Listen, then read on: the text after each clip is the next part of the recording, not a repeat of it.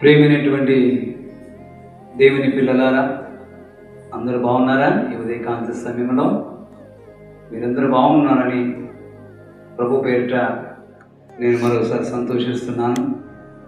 ఈ ఉదయకాంత సమయంలో దేవుని యొక్క వాగ్దానం బైబిల్ నుండి మనం చదివి ఆదరించబడుదుముగాక.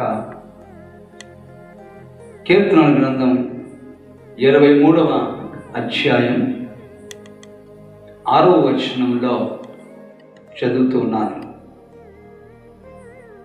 నేను బ్రతుకును దినములన్నీ కృపాక్షేమములే నా వెంట వచ్చాను. చిరకాలము యెహోవా మందిరములో నేను నివాసము చేసేదను.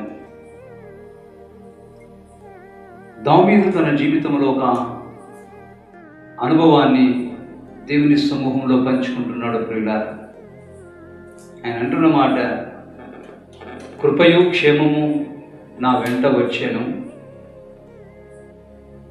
గనుక నేను దేవుని మందిరంలో చిరకాలము నివాసము చేసేదనని ఒక వాగ్దాన రీతిగా ఈ సందేశాన్ని తన గ్రంథంలో రాస్తూ ఉన్నాడు. ప్రేమైనటువంటి నా దేవుని జనమ, ఈ సంవత్సరం మనం కూడా దావీదు లాగానే చిరకాలం యెహోవా మందిరంలో నివాసం చేసేదన్న మాట ప్రకారం మరి ఈ సంవత్సరం ఎంతోమంది దేవుని మందిరంలో నివాసం చేయాలని కోరుకుంటున్నారో వారందరికీ కూడా ఈ శుభవార్త. దేవుని మందిరంలో చిరకాలము మనం నివాసం చేయాలని కోరుకుంటే ఆయన మన జీవితంలో, మన కుటుంబాలలో, మన బ్రతుకుబాటలో, మన జీవనోపాయములలో ఆత్మదేవుడు మనకు కూడా చిరకాలంగా ఉండి చిరకాలం కావలసినటువంటి కృపను దేవుడు అనుగ్రహించి వాడే ఉన్నాడు. ఎందుకు దావీదు ఈ మాట పలికాడు అంటే, ప్రియులారా, దేవుని మందిరంలో చిరకాలం నివాసం చేస్తూ ఉన్నాడు. చిరకాలం దేవుని మందిరంలో నివాసం చేస్తున్నాడు కనుకనే ఆయన అంటున్నాడు, దేవుని సమూహంలో నేను నివాసం చేసిన రీతి, తలంచిన రీతి, ప్రార్థన చేసిన రీతి, కృతజ్ఞతాస్తుతులు చెల్లించిన రీతి, దేవుని కొరకు చెల్లింపవలసినటువంటి ద్రవ్యములు, దేవుని కొరకు నేను చేయవలసినటువంటి స్తుతియానం, ఇవన్నీ కూడా ప్రభు యొక్క సమూహంలో జ్ఞాపకార్థంగా ఉంచబడి ఉన్నవి కనుకనే కృప నన్ను ఆదరించింది, కృప నన్ను బలపరిచింది, కృప నన్ను స్థిరపరిచింది. నేటి వరకు కూడా కృపలో దేవుడు నన్ను స్థిరపరిచి, భద్రపరిచి, దాచి అభివృద్ధిపరిచాను అని దావీదు తన సాక్షిలో తెలుపుతున్నాడు. ఈరోజు ఈ కృప కోసం ఎంతో మంది తహతహలాడుతున్నారు. ప్రియులారా, దేవుని కృప అనేది తన ప్రజల మీదికి రావాలి అంటే మరి దేవుని యొక్క మందిరంలో చిరకాలం నివాసం చేసేవారు ఉండాలి కదా, ఆయనకు సాక్షిగా జీవించాలి కదా. ప్రియులారా, జీవించాలా అని ఆశపడుతున్నాము, కానీ చాలామంది జీవించలేకపోతున్నారు. అందుకే దేవుడు మరొక తరుణాన్ని ఇస్తున్నాడు. ఈ 2026వ సంవత్సరం ఈ వాగ్దానం చేత దావీదును గుర్తు చేసిన రీతిని బట్టి దేవుడు నీతో, నాతో, మనందరితో ఏం మాట్లాడుతున్నాడంటే, ఈ సంవత్సరమైనా నివాసం చెయ్యి, ఈ సంవత్సరమైనా నివాసం చేసి నా యొక్క కార్యములకు అర్హులు కండి అంటున్నాడు దేవుడు. కాబట్టి ఎంతకాలమని కృపకు దూరమై, ఎంతకాలమని దేవునికి దూరమై, సన్నిధికి దూరమై జీవిస్తాము ప్రియులారా? అలా జీవించడంలో మన జీవితంలో ఒక అర్థం లేదన్న మాట వాస్తవం. గనుక ఈ దినాలలో మనం బ్రతకాలి, ఈ దినాలలో మనం జీవించాలి, ఈ దినాలలో మనం కాపాడుకోవాలి, ఈ దినాలలో దేవుని రాజ్యాన్ని మనము కట్టుబడిగా ఉండాలనంటే కృప ఎంతో అవసరం ప్రియులారా. ఆయన క్షేమం కూడా మనకి ఎంతో అవసరం ప్రియులారా. ఇదే భూమి మీదనే అబ్రహాము సంతానమైన, ఇస్సాకు సంతానమైన, యాకోబు సంతానమైన అభివృద్ధి చెందడానికి కారణం ఏమిటంటే కృపయు క్షేమమే. దావీదు కూడా అదే వర్డ్స్లోనే మాట్లాడుతూ ఉన్నాడు. కృపలోనే నేను స్థిరపరచబడ్డాను, క్షేమమే నన్ను ఆదరించింది. ఆ క్షేమం ప్రభు అయిన యేసుక్రీస్తే, కృప ప్రభు అయిన యేసుక్రీస్తే. ఈ కృపలో నేను వర్ధిల్లుతున్నాను, ఆయన క్షేమంలో నేను క్షేమకాలముగా జీవించాను. అందుకే దేవుడు నన్ను బలపరిచెను, అందుకే నన్ను వృద్ధి చేశాను, అందుకే దేవుడు నన్ను ఉన్నతమైన స్థాయిలో అంచులు అంచులు మట్టుకు నన్ను ఆశీర్వదించెను అని తన అనుభవంలో దావీదు తన గ్రంథాల్లో ఎన్నో చోట్ల దేవుని గురించి స్తుతించిన మాటలు ఎన్నో రాయబడ్డాయి.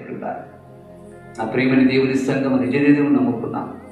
నిజ దేవుని కొరకు మనం జీవించడానికి ఈ రోజుల్లో కృపాక్షేమం మన వెంట రావాలి అని అంటే ఆయన సన్నిధానంలో మనము, ఆయన కృపలో మనం ఒదిగిన వాళ్ళమై ఎదిగిన వాళ్ళమై ఉండాలి అని అంటే ప్రభు సన్నిధానంలో నమ్మకస్తులమై ఉండాలని కోరుతున్నాను. దేవునికి నమ్మకస్తులుగా ఉండాలి, సంఘానికి నమ్మకస్తులుగా ఉండాలి, సంఘంలోని సేవకునికి సేవకురాలకి నమ్మకంగా ఉండాలి. ఇది కదా దేవుడిచ్చిన కృప. ఎంతమంది వర్ధిల్లాలనుకుంటున్నారో వారందరికీ ఈ యొక్క ఉదయకాంతి సమయంలో ఈ వాక్యము చేత బలపరచబడుతున్నారని నేను నమ్ముచున్నాను. వర్ధిల్లే వారికి ఈ కృప, జీవించాలనుకున్న వాళ్ళకి ఈ క్షేమం, దేవుని కొరకే అనుసాధనంగా జీవించాలనుకున్న వాళ్ళకే ఈ కృపాక్షేమం. ప్రియులారా, ఇదిగోనండి, ఈ ఉదయకాంతి సమయంలో దేవుని మీద మనసు ఆనించుకొని దేవుని కొరకు బ్రతకాలా, జీవించాలా, జీవింపు చేయాలా జనాన్ని అనుకుంటే ఈ కృపయు ఈ క్షేమము చేత నీవు, నీ కుటుంబం, నీ పిల్లలు ఆదరించబడుదురుగాక, ప్రభు మీరు సాక్షులుగా జీవించుదురుగాక అని మాట్లాడుతూ ఉన్నాను. ఈరోజు ప్రభు యొక్క చిత్తాన్ని కనుగొని ప్రభు యొక్క మహిమార్థమై నేను, నా కుటుంబం కృపయందును క్షేమమెందును దినదినము నేను వర్ధిల్లుచున్నాను. అందుకే సాక్షిగా ప్రభు సన్నిధానంలో దావీదు కీర్తనలో ఉన్నటువంటి మాటని దేవుడు నాకు అందింపచేస్తే ఆ మాటను బట్టి దేవుడు నాకు చేసిన మేలును బట్టి కృపాక్షేమాన్ని గురించి నేను అనుభవిస్తూ +, మీకు కూడా నేను అనుభవిస్తూ, మీకు కూడా నేను అర్థిస్తూ అనేకులు జీవింప చేయాలని ఒక వాక్శాస్త్రం చేత ప్రభు ఇచ్చినటువంటి వాగ్దానం చేత ఈరోజు నేను మీతో మాట్లాడగలుగుతున్నాను. ప్రియులారా, ఈ కృపయందు ఈ క్షేమమందు మనమందరము వర్ధిల్లుదుముగా అంచులు అంచులు మట్టుకు. ఇక జీవించవలసిన వాళ్ళు కానీ, ఎదగించబడాలనుకున్న వాళ్ళు కానీ, కృపలో క్షేమములో ఉండాలనుకున్న వాళ్ళు కానీ ఈ వాక్యం అందరికీ వర్తిస్తుందని నమ్ముతూ అనేకులని దేవుని యొక్క సన్నిధానంలో నడిపిస్తారని ప్రగాఢంతో నమ్ముతూ ఈ మాటలను ఈ ఉదయకాంతి సమయంలో ప్రభు ఇచ్చిన మాటల్ని మీకు బోధిస్తూ ఉన్నాను.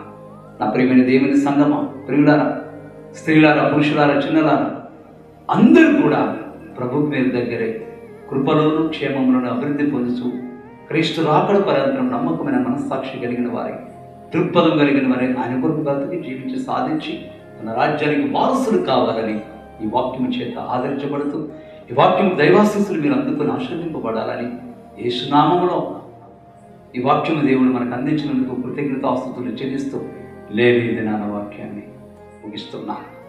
మంచిది ప్రియులారా, మరి ప్రభు చిత్తమైతే రేపు ఉదయాన మనందరం కూడా ఇదే సమయానికి మనందరం కలిసి ఒకసారి దేవుని స్తుతించి ఆరాధించి ఘనపరిచేటట్లుగా దేవుడు మనల్ని దీవించునుగాక.